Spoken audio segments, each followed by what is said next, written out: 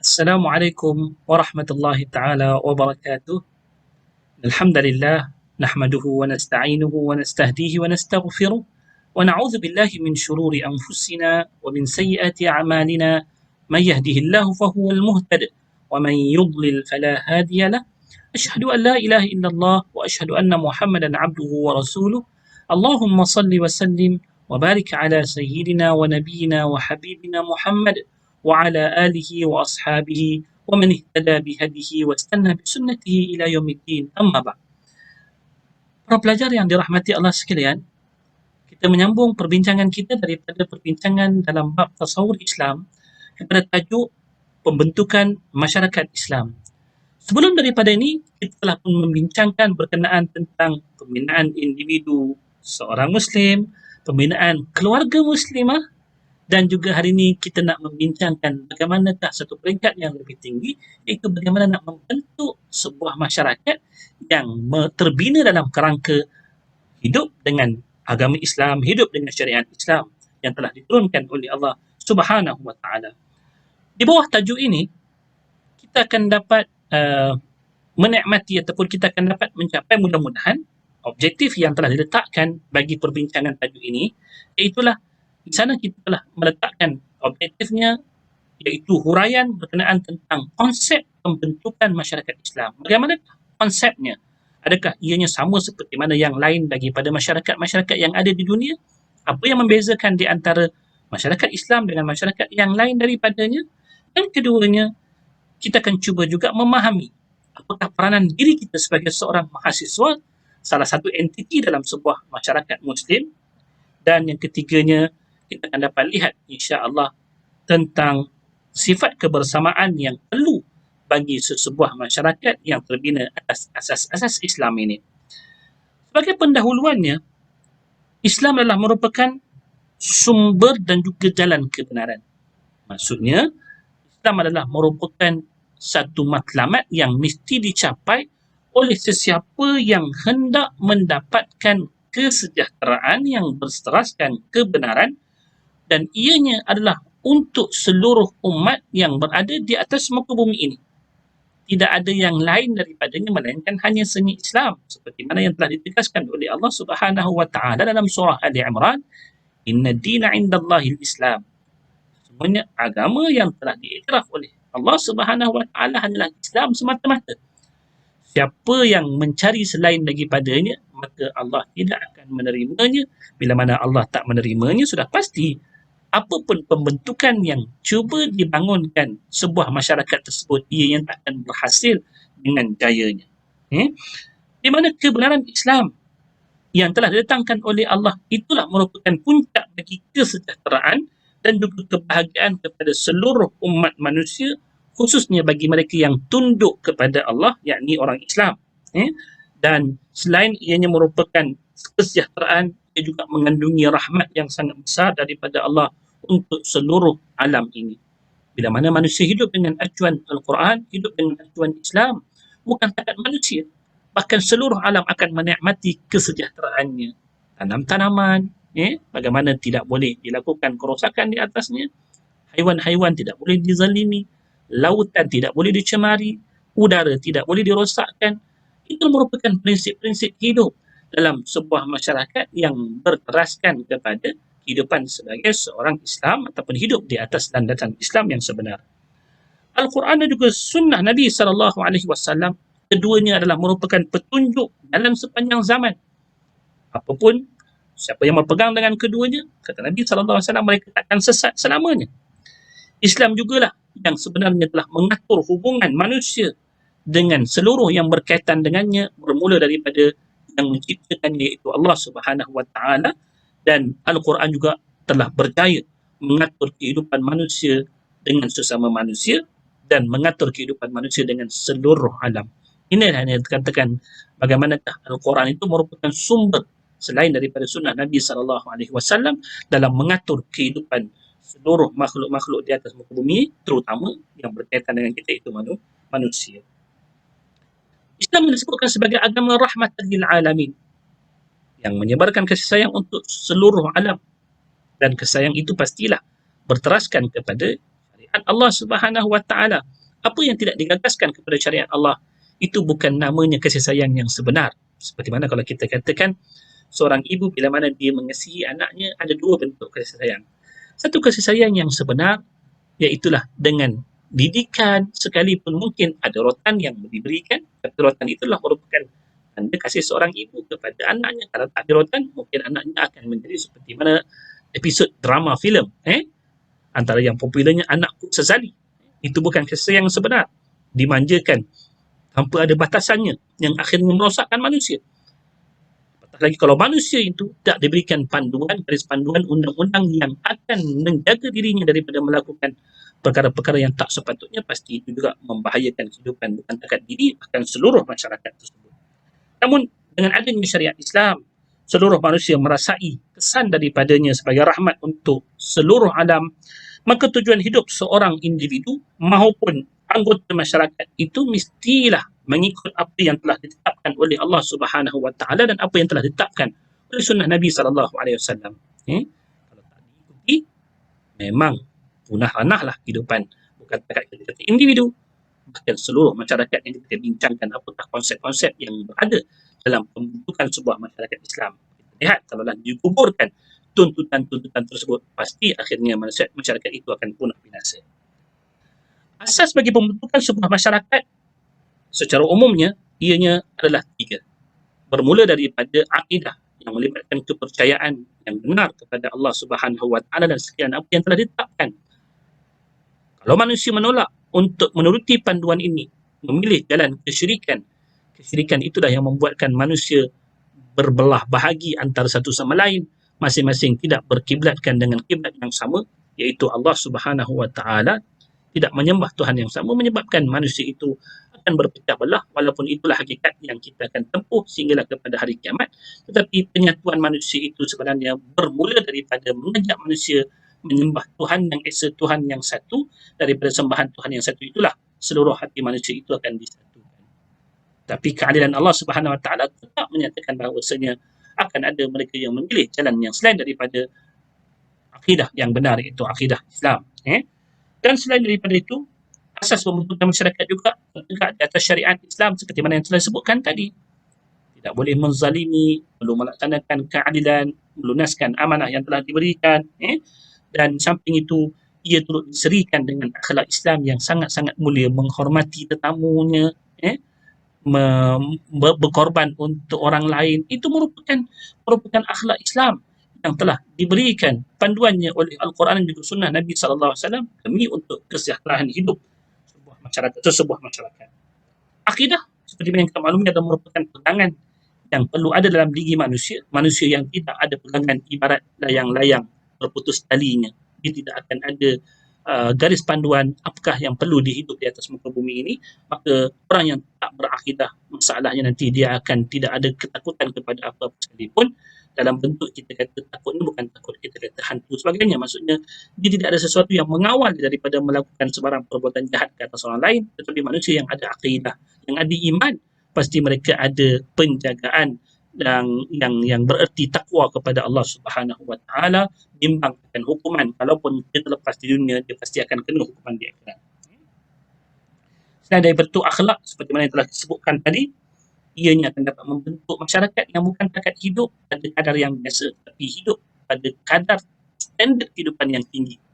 Manusia yang berakhlak ialah manusia yang hidup dengan standard kehidupan yang tinggi.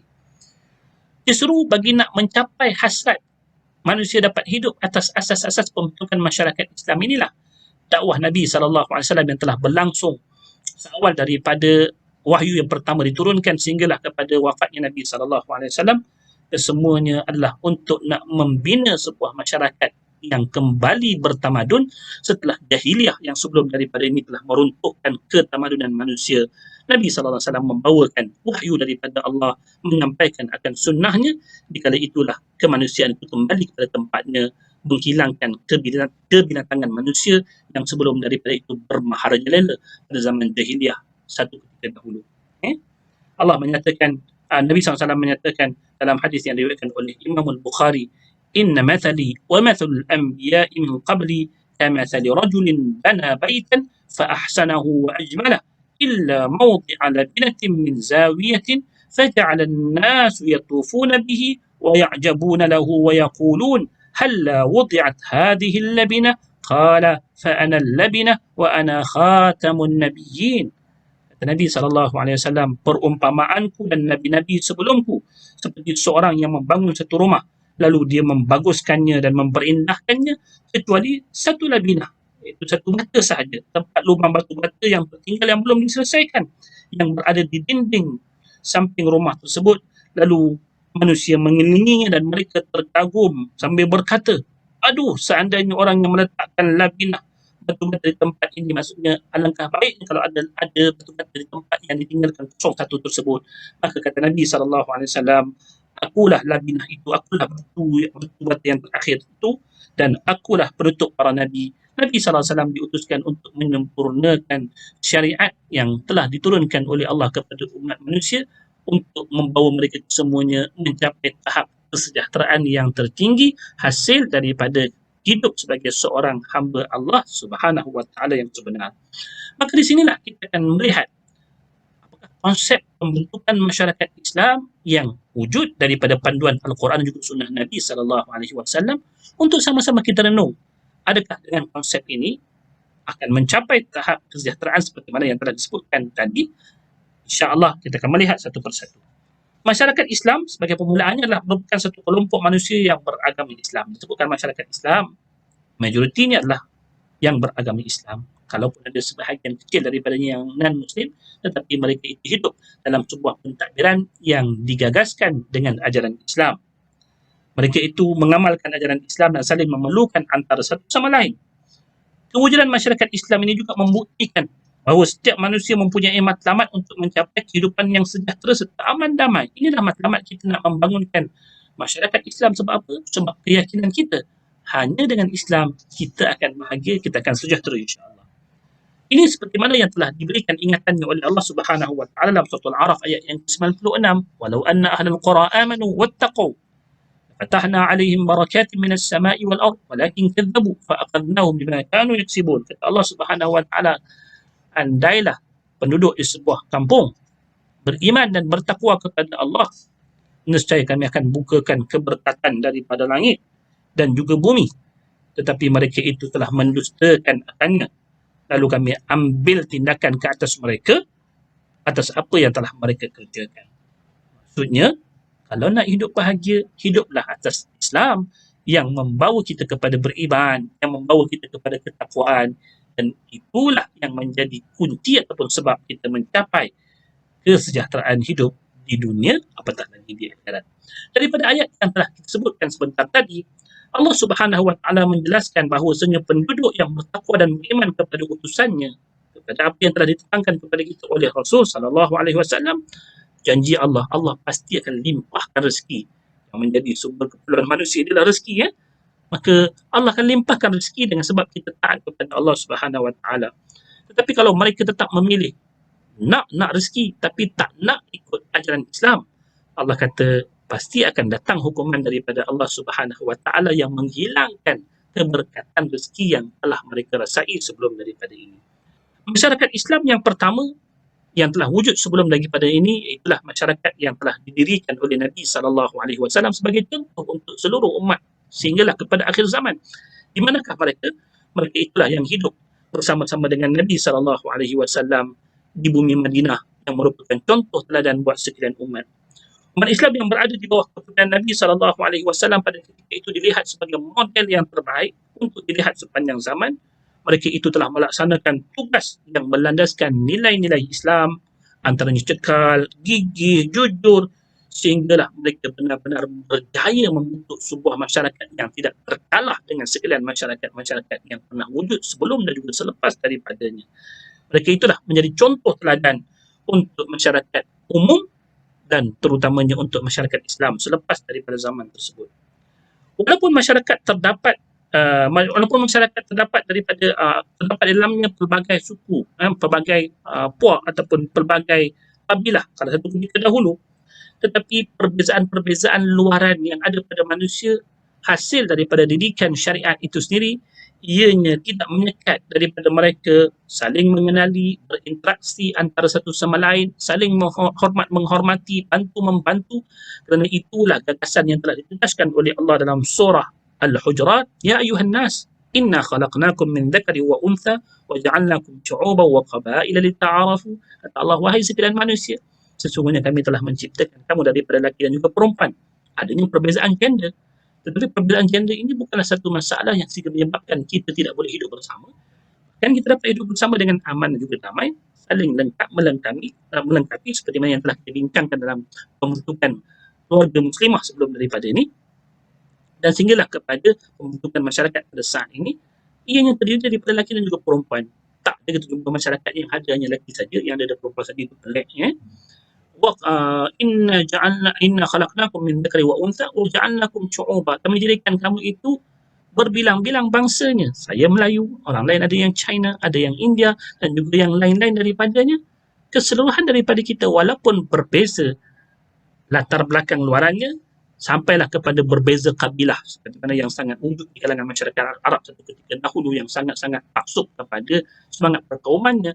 Tetapi dengan didikan Islam, Allah menegaskan perbezaan itu sebenarnya adalah tujuannya untuk kita saling mengenali antara satu sama lain, saling lengkap melengkapi, saling bantu membantu, sebab tidak ada manusia yang dapat hidup di dunia ini secara sempurna. Kita saling bergantung antara satu sama lain. Maka bagaimana kita dapat membantu antara satu sama lain kalau kita tidak ada unsur-unsur perkenalan sesama kita?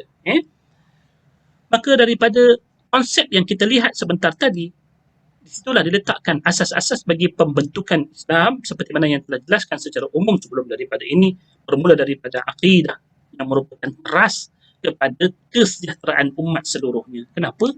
Kerana kita tahu apa yang telah dibawakan daripada elemen-elemen syirik, iaitu menyekutukan Allah Ta'ala, itulah yang meruntuhkan kehidupan masyarakat yang berbilang. Kenapa? Bayangkan, daripada sembahan Tuhan yang selain daripada Allah, amalan hidup masyarakat itu pasti berbeza antara satu sama lain. Bila manusia itu semakin ramai hidup menyembah Allah Tuhan yang satu, pastilah kesatuan itu lebih mudah untuk dicapai. Yang keduanya, apa yang dilihat daripada asas pembentukan masyarakat selain daripada akidah, iaitulah nilai persaudaraan dalam masyarakat yang dijalinkan atas dasar akidah, kepercayaan yang ada dalam diri kita bahawasanya dengan kita menjalinkan hubungan sesama kita ini, ianya mendekatkan kita kepada kasih sayang Allah Subhanahu wa taala seperti mana dalam firman-Nya, innamal mu'minuna ikhwatun fa aslihu baina akhawaykum wattaqullaha la'allakum turhamun. Hanya orang yang beriman itu tak kiralah siapa mereka, mereka itu adalah bersaudara, maka perelokkanlah persaudaraan di antara kamu dan bertakwalah kepada Allah, mudah-mudahan kamu dirahmati oleh Allah Subhanahu wa taala. Yang ketiganya, iaitulah disebutkan yang ketiganya, iaitulah kepentingan nilai kesatuan. Setelah kita saling mengenali, lengkap melengkapi, pentingnya kita membangunkan masyarakat ini atas nilai kesatuan. Kerana perpecahan, kerana persengketaan, ianya tidak membawa manusia kepada mana-mana, melainkan kita kata kehancuran. Allah menyatakan, wa ati'u Allah wa rasulahu wa la tanaza'u fatafshalu wa tadhhaba rihukum wasbiru innallaha ma'as sabirin. Taatkan Allah dan juga Rasulnya, dan janganlah kamu saling bantah-membantah, saling bertengkar, saling bersengketa, kerana itu akan membawa kamu kepada kegagalan, kehancuran, dan ianya akan menghilangkan kekuatan daripada kamu. Dan hendaklah kamu bersabar. Bila dah hidup dengan pelbagai manusia ini, kita faham akan adalah kita kata perbezaan antara kita, tetapi saling sabar dan juga menghormati antara satu sama lain, itulah yang akan menjemput kita kepada satu tahap yang lain yang dikatakan kebersamaan Allah dalam kehidupan tersebut. Dan bila mana Allah bersama kita, tidak ada apa-apa lagi yang kurang dan tidak akan ada apa-apa lagi yang kita katakan akan bermasalah. So bila mana Allah bersama-sama dengan kita, apa pun masalah kita insya-Allah akan diselesaikan oleh Allah yang Maha Bijaksana lagi Maha Adil. Inilah nilai kesatuan yang telah ditekankan oleh Islam. Di mana daripada nilai kesatuan inilah Allah telah meletakkan asasnya melalui ibadah kita. Bagaimana solat yang dituntut untuk kita mengerjakannya secara berjamaah, di situlah dibentuknya nilai-nilai kesatuan. Mana kita mendirikan saf dalam sembahyang, kita lihat orang kanan kita, kita lihat orang kiri kita, tak dikira pangkat, tak kira apa sekalipun, asalkan masing-masing hendak menuju kepada Allah Subhanahu Wa Taala, kita mengangkat takbir, memuji Allah Subhanahu Wa Taala, dan hati kita bulat untuk Dia. Bila mana hati kita untuk Allah, bulat untuk Allah, maka di situlah Allah campakkan kesatuan di dalamnya. Cuba lihat bagaimana pergerakan manusia dalam jemaah salat. Bermula daripada imam yang mendahului angkatan takbir, diikuti dengan makmum yang serentak mengangkat takbir. Kesatuan itu dilihat begitu indah, dan sehinggalah dilihat itulah antara tonggak kekuatan umat Nabi Muhammad sallallahu alaihi wasallam. Dalam kita hidup sebagai salah sebuah entiti dalam sebuah masyarakat Islam ini, di sana adanya peranan dan juga hak dan juga tanggungjawab setiap daripada individu dalam dia nak membangunkan bersama-sama masyarakat Islam tersebut. Antaranya kalau kita lihat hak-hak individu tersebut yang perlu dilunaskan bermula daripada hak individu secara persendiriannya, iaitulah antaranya kita sebutkan di sini, dia bertanggungjawab untuk jaga diri dia. Untuk nak jaga diri dia sama ada daripada aspek jismani ataupun rohani, ataupun perkara-perkara yang merosakkan dan melemahkan jiwa diri dia. Sebab kalau dia lemah, dia telah meruntuhkan satu daripada entiti dalam masyarakat. Oh, tak apalah, saya lemah je lah, orang lain kuat. Jangan diharap orang lain, dahulukan diri kita. Maka antara itulah kata Allah Subhanahu Wa Taala untuk nak menguatkan individu tersebut. Allah kata wa anfiqu fi sabilillahi wa la tulqu bi aydikum ila tahlukati wa ahsinu innallaha yuhibbul muhsinin. Innallaha yuhibbul muhsinin. Dan hendaklah kamu memberikan derma pada jalan Allah Subhanahu Wa Taala, dan janganlah kamu sengaja mencampakkan dirimu kepada kebinasaan dengan tangan kamu sendiri, dan berbuat baiklah, sesungguhnya Allah menyukai, mencintai orang-orang yang berbuat baik. Dalam ayat ini Allah perintahkan kepada kita jangan merosakkan diri kita dengan mencampakkan diri kita kepada lembah kebinasaan. Apa saja yang boleh merosakkan diri kita, yang membinasakan diri kita, hendaklah sama-sama kita jaga sebagai salah satu entiti dalam pembentukan sebuah masyarakat. Di samping dalam masa yang sama, kita juga mestilah menjalankan peranan sebagai individu dalam bentuk kekeluargaan. Seperti mana yang telah ditegaskan oleh Allah pada surah Al-Tahrim ayat yang ke-6, ya ayyuhalladzina amanu qu anfusakum wa ahlikum nara. Wahai orang yang beriman, setiap daripada kita bertanggungjawab untuk memelihara diri kita dan juga ahli keluarga daripada api neraka, orang yang terhampir dengan kita. So, ini merupakan peranan yang mesti dijalankan. Bila mana keluarga kita, diri kita baik, keluarga kita baik, akan membawa kepada masyarakat yang baik. Sehinggalah kepada bila mana kita telah pun hidup dalam bentuk komuniti ataupun dalam bentuk masyarakat yang sebenar, di situ ada hak-hak yang perlu kita jaga, ada peranan yang perlu kita main, antaranya iaitulah menjaga maruah dan peribadi sama ada diri kita ataupun orang lain. Jangan dedahkan diri kita kepada fitnah dan jangan menfitnah orang lain. Jagalah keaiban diri kita dan tutuplah keaiban orang lain. Nabi SAW telah menyatakan kelebihan kita menutupi keaiban orang lain. Man satara musliman satarahullahu yawmal qiyamah.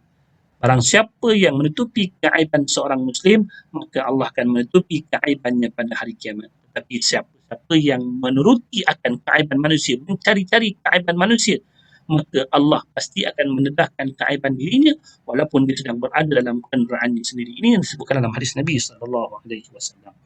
Selain itu juga, dalam kita menjalankan peranan dan juga memberikan hak dalam kehidupan sebagai seorang entiti, satu entiti dalam masyarakat Muslim ini, iaitulah di sana terdapatnya hak pendidikan. Kenapa?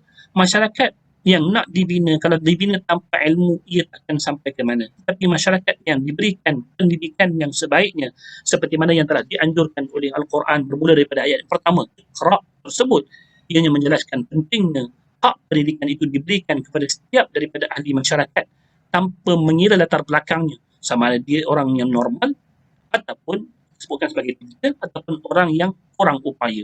Orang kurang upaya juga ada hak-hak mereka terhadap pendidikan. Akses pendidikan itu mestilah dapat dicapai oleh kesemua ahli masyarakat supaya bila mana manusia itu terbina dengan ilmu, maka akan terbinalah sebuah masyarakat yang benar-benar bertamadun. Selain daripada itu, bila mana kita hidup sebagai satu entiti dalam masyarakat, di sana juga ada hak berpolitik, iaitu bagaimana menguruskan masyarakat dan juga membina sebuah negara. Setiap daripada kita ada tanggungjawab terhadap negara kita. situlah adanya hak berpolitik dan di situ ada tanggungjawab dan peranan sebagai seorang warga negara yang baik. Jangan mengkhianati, memberikan sumbangan terhadap negara, bukan takat kita kata diri, tetapi masyarakat bahkan negara, demi untuk melihat kemakmuran itu dicapai bersama. Kesemuanya telah dijelaskan oleh Allah Subhanahu Wa Taala dalam Al-Quran, antaranya seperti mana yang telah disebutkan dalam surah At-Taubah, wa in ahadun minal musyrikin istajaraka fa'ajirhu hatta yasma'a kalam Allah thumma ablighuhu ma'manah dzalika bi'annahum qaumun la ya'lamun. Kata Allah, dalam kita nak menjalankan peranan kita sebagai ahli warga negara, sehinggakan hak yang bukan Islam juga kita mesti lunaskan, apatah lagi hak Muslim. Hak yang bukan Islam pun telah dijamin dalam hak bernegara, apatah lagi hak yang Muslim itu sendiri. Allah kata, dan jika di antara kamu ada kaum musyrikin yang meminta perlindungan kepadamu, maka lindungilah dia agar dia dapat mendengar firman Allah, kemudian hantarlah dia ke tempatnya yang selamat baginya. Demikian itu kerana sesungguhnya mereka kaum yang tidak mengetahui. Antara tajuk yang dapat kita lihat bagi pembentukan masyarakat Islam ini iaitulah sifat kebersamaan yang perlu ada dalam sebuah masyarakat Islam. Kita telah ditegaskan oleh Allah untuk menjauhi perpecahan. Sebaliknya kita diminta untuk bersatu atas ikatan Islam, atas ikatan akidah dengan panduan Al-Quran dan sunnah Nabi SAW, seperti mana yang telah difirmankan pada firmannya ayat 103 surah Ali Imran, wa'tasimu bihablillahi jami'aw wa la tafarraqu, dan hendaklah kamu berpegang teguh dengan tali Allah dan janganlah kamu berpecah belah. So di sini bila mana kita nak membangunkan sifat kebersamaan dalam masyarakat, ada beberapa nilai teras yang kita boleh jadikan sebagai asas pembentukannya, bermula daripada wujudnya integriti, kejujuran yang perlu ada dalam diri kita. Sebab daripada kejujuran itulah akan ada sikap saling percaya dan juga mempercayai. Bolehkah kita bayangkan kalau dalam masyarakat itu tidak adanya integriti, saling berasa curiga antara satu sama lain, maka bagaimanakah kita nak mewujudkan kerukunan dalam hidup bermasyarakat? Yang keduanya, bila mana kita sebutkan kita sebagai salah satu entiti dalam bermasyarakat, masing-masing ada tanggungjawab yang mesti dilunaskan. Jangan kita mengabaikan tanggungjawab tersebut. Contohnya kita kata menjaga kebersihan adalah merupakan tanggungjawab bersama, menjaga keselamatan, menjaga ketenteraman dan sebagainya, itu merupakan tanggungjawab yang perlu dilunaskan oleh setiap daripada individu. Jangan hanya sebahagian pihak melaksanakan, manakala sebahagian pihak yang lain meruntuhkannya, tetap akan tercapai pembentukan masyarakat Islam satu masa nanti. Yang ketiganya, iaitu perlunya ada yang namanya toleransi. Toleransi iaitu saling bertolak ansur pada perkara-perkara yang dapat ditolak ansur. Nak parking jiran sebelah tak bagi, jiran sebelah nak parking rumah kita pun tak bagi. Maksudnya pada waktu-waktu yang sepatutnya lah, saling memberikan toleransi, tolak ansur, kerana kita tahu hidup kita ni takkan ada yang sempurna, melainkan saling lengkap melengkapi. Dan yang keempatnya, pastilah nilai ini merupakan antara nilai terpenting, kena ada perasaan kasih sayang, kerana daripada kasih sayang itulah insya-Allah ianya akan menerbitkan sifat-sifat yang lain, adanya toleransi, saling bertimbang rasa dan sebagainya. So inilah antara nilai-nilai dalam nak membentuk ataupun nak mencapai tahap sifat kebersamaan masyarakat Muslim satu masa nanti. Melihat kepada kondisi kita sebagai seorang mahasiswa, apa peranan kita sebagai seorang mahasiswa dalam pembentukan masyarakat Islam? So secara khususnya kalau kita lihat macam mana kita nak memasyarakatkan diri kita sebagai seorang mahasiswa dalam pembentukan masyarakat Islam, ini diletakkan 5 asas yang utama, bermula daripada al-amru bil ma'ruf wan nahyu 'anil munkar. Para mahasiswa sekalian telah dibekalkan oleh Allah Subhanahu Wa Taala dengan ilmu. Ilmu pengetahuan ini sangat-sangat berguna. Bagaimana ilmu ini boleh digunakan sebagai panduan untuk melaksanakan tanggungjawab menyuruh manusia kepada kebaikan dan mencegah mereka daripada kemungkaran. Kerana hanya mereka yang berilmu sahaja yang dapat menyuruh kepada kebaikan yang sebenar, dan hanya mereka yang berilmu sahajalah yang dapat mencegah manusia daripada kemungkaran yang sebenar. Tanpa ilmu kita tahu kita mungkin melakukan kesilapan pada melaksanakan perkara ini. Maka masyarakat mahasiswa adalah masyarakat yang paling sesuai untuk melaksanakan tanggungjawab ini selain daripada yang lain daripadanya.